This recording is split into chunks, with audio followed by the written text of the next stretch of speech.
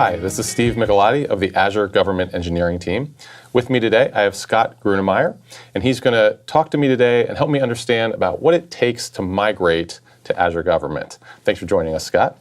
Thanks, Steve. Before we get into our discussion about migrating to Azure Government, can you tell me a little bit about the role you have at Microsoft? Yes, so I'm a cloud solution architect, and my role is basically to work with customers to help them understand Azure and Azure Government, what services are available, and how to migrate from their on-premises environment to the cloud. Okay, great. So I've got the right person here. This is someone that you do this every day. You understand what customers actually go through. You've done this yourself, and so you already have seen, what the questions they have are, what the challenges they have are, that sort of thing. Absolutely. There's a lot of education in getting customers to move to the cloud, and it's my job to help them understand what's happening and what's different and what's the same, and feel comfortable so that they'll trust Microsoft and trust their workloads in Azure. So when you are starting down that path with a customer, what are the things when you're starting a migration that you start with a customer? Are there things that you ask them or things you educate them on? How does that work? Yeah, I start off with an education piece and really start talking about what is Azure Government, that it's a nationwide offering, that we now have 4 regions out there, 4 Azure data centers across the entire country, so that we have resiliency across the US, but it's all contained inside the physical United States. And then we have 6 express route locations out there for them to our customers connect their networking in. So lots of connection and hosting options geographically across the US. All right, great. What about some of the questions you ask them when you're starting down that path? One of Azure Government's main value offerings is its security and compliance position. So with Azure Government, we have FedRAMP High, CGIS, IRS 1075 capabilities in our cloud. And that's a service that a lot of our customers can't implement on premises today. So it's a big value proposition for them to be able to host workloads securely and meet high compliance standards in Azure, where they may have had trouble on premises doing so. Okay, I see. So we look at all these compliance certifications we have, and so if I'm a state and local government, maybe I care about CGIS. If I'm federal, maybe I can care about a different certifications. It really depends on the customer, but we try to accommodate all those different types. Absolutely, and having the high watermark of compliance across Azure Government is extremely helpful in winning business. Right now I have customers and different solution providers call me up almost daily because of Azure Government's compliance capabilities and wanting to move their workloads in and wanting to understand how to do so. Yeah, there definitely seemed to be an uptick when we got the DISA Level 5, which increased things as well. Absolutely. Okay. All right, so you've started educating the customer, you've started asking them about some of the questions they might need to think about. So how do I actually get started? How do I start this migration process? Well, really all you need is an internet connection and the willingness to do so. Okay. Our service, Azure Site Recovery, is one of our many services that we have in Azure, is very useful for protecting your on-premises servers, whether they're physical servers or virtual machines, as a disaster recovery solution.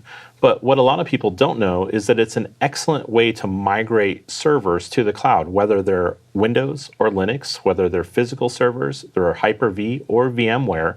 We can use our Azure Site Recovery service to migrate servers to the cloud seamlessly and with little to no downtime.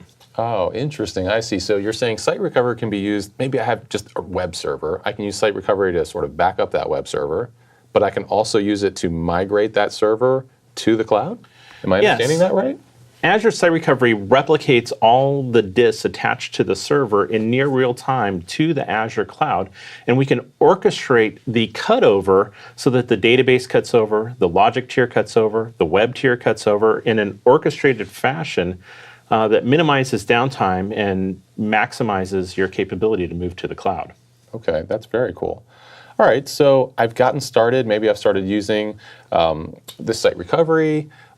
What are the types of workloads that you're seeing government customers move, or what are the type of workloads you're encouraging them to use? And when they're moving those workloads, what are the most common services you're seeing them use in Azure? Well, one of the first workloads that most of my customers start with is Office 365 Identity Resiliency in Azure. Okay. And what this really means is hosting your on-premises identity components that support Office 365 or Dynamics 365 in our Azure cloud so you can get the benefit of our uptime SLA. We have a 99.95 uptime SLA for virtual machines hosted in Azure. And by putting your identity components in Azure, even if you have a disaster on premises, your identity will keep working with Office 365 so that you can go to your local coffee shop, get on the Wi-Fi, and still have access to all of your Office 365 cloud resources or Dynamics 365 cloud resources and keep being productive. All right, so O365, definitely an important component, but I'm a developer, so I care about things like writing my web apps, and how do I get those things migrated? What are the services I need to think about? Well, we have a whole host of platform as a service options out there for creating cloud native applications. Our app service it will host web apps, whether they're IIS or PHP or Java applications. We have Azure SQL, our database as a service out there. Redis cache, queues, blob storage, and you can combine these services to create cloud-native applications very quickly for rapid development and deployment out there. With Platform as a Service, Microsoft maintains most of the components underneath, and you contribute the code or the data to the database, and you're able to stand up applications quickly and efficiently. Well, so as a web developer, you named a couple of things I would almost certainly use: web apps, SQL database, and maybe caching. Those are things quite common. What about some of the newer services? Are you seeing people start to use those services at all? And if so, which ones? Yeah, so we have a couple really hot services out there. One of them is our Operations Management Suite, which is very useful for monitoring your servers, whether they're in Azure or AWS or on premises, for security and performance. You can create very nice looking dashboards that are accessible to anyone in your organization that'll monitor in near real time the health of your servers regardless of where they reside. Oh, so hold on a second. You're saying that with OMS, I can monitor my servers not only that live in Azure, but also in my on-prem data center? Did I hear that correctly? Absolutely, to create a single pane of glass for the security and health of all of your servers in your organization. Okay, that's cool. So we have monitoring. What about, so again, I'm a developer, so I always feel like I'm flipping this back to development, but what other services might I be interested in, or what are you seeing people start to be interested in? So we have a whole suite of analytics services up in Azure today. So including Azure SQL Data Warehouse, HD Insight for doing deep data analytics, publishing to Power BI to create interactive dashboards for end users. We also have new services like cognitive services for doing analysis of video or text or speech out there. We have Internet of Things, so we can ingest data from IoT devices and then make use of that with our analytics services. Okay, so that's interesting. Not only are the services individually, powerful tools you can use on your own, but they can interact with each other. You mentioned HD Insight. You can create Spark clusters and Jupyter notebooks, and then use Power BI to visualize the result that you got from HD Insight. Absolutely, and do so within our Azure Government compliant workspace so that you can create full cloud-native or virtual machine-based solutions that maintain a high level of security and compliance across the board. So as we've been going through this discussion, I've heard you mention several different things. You've mentioned many PaaS services, web apps, SQL database. I've also heard you mention some IaaS, infrastructure as a service, VMs, virtual networks, that sort of thing. So I'm a government agency, and I'm overwhelmed by this. I don't know, should I go IaaS? Should I go PaaS? Should I go both? What's your take on that? What do you, and maybe it differs from agency to agency, but how do you approach that with your customers? It does differ from agency to agency, but in general, what you need to consider is what is your overall digital transformation strategy. The cloud, in a lot of ways, is going to be inevitable based off of the cost factors and security factors involved. And so, smart agencies are planning for that digital transformation. How many years is it going to take for me to transfer from on-premises to a cloud-based world? Is that 1 year, 2 years, 3 years?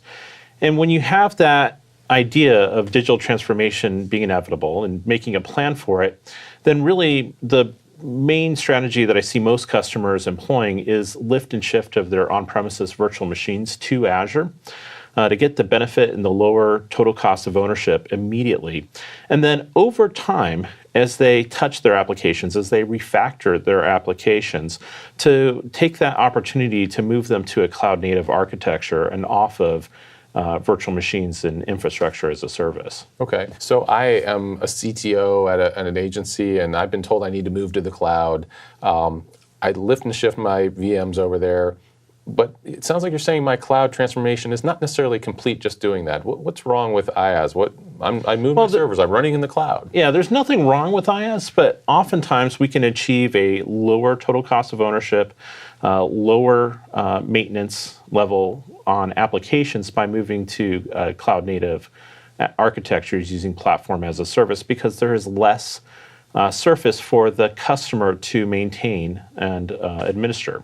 So as a CTO of an agency, I've just heard you use that word maintenance, and I don't want to necessarily be paying my employees to patch servers and maintenance activities like that, is what I hear you saying. Right. With platform as a service, the burden is on Microsoft for patching, update, keeping all the pieces of that service up and running, and you're really responsible for the content. Okay. And that's really, what the agency's mission is to provide applications and content to their end users, not maintain infrastructure. Let Microsoft do that, because that's what we do best. Yeah, and I heard you use that term cloud native architecture. So you're just talking about like using the components that you have available to you without worrying about maintenance, as you said. Absolutely. And so, an easy way to do that is with an Azure web app and an Azure SQL database. You can very quickly get going with, say, a .NET and SQL application, get your feet wet and get out the door, and then you can evolve into a more complex, more nuanced architecture over time as you learn about the services that are out there. Right, and if you've done it in the cloud native way, you get the benefits of elastically scalable resources and the promise of the cloud, so to speak. Absolutely. I have several customers that have realized that, and they're actively working on migrating their application inventories over to cloud native architectures. And they're very excited about the prospect, and they're able to better serve their constituents at a lower total cost of ownership with a higher level of uptime with our uptime SLAs in the Azure. And the customers are seeing those benefits of lower total cost of ownership, higher security, higher compliance, easier passes of audits, all by moving to the cloud. Okay, great. So we talk about the migrating to the cloud and the different things that we have to think about. I think what I've gotten is migrating to cloud, especially for our government agencies, you need an internet connection and the willingness to do so. So this has been Steve Michelotti with Scott Gruenemeier talking about migrating to the cloud. Thanks for joining. Thank you.